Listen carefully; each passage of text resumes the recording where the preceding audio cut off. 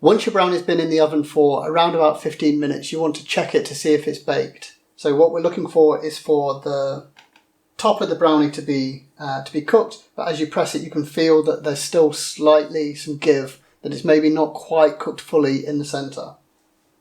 So after 15 minutes, if you check it, then if it's not quite done, then you can leave it in for another couple of minutes and check it again, and then put it back in for another couple of minutes if it still needs it.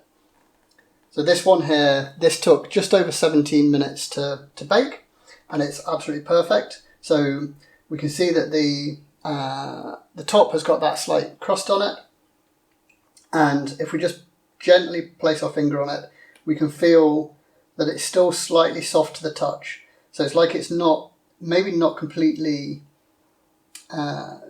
baked through. So if we were to put a knife into it, it would probably come out a little bit dirty, but that's absolutely fine, because now we've got what is undoubtedly the absolute most difficult part of this process. So our epic chocolate brownie, it's baked, it's there in the tin. We now need to leave it to completely cool. So it's going to take a good 30 minutes, 40 minutes for it to get completely down to room temperature. And the reason we want to do that is that we want it to relax into itself.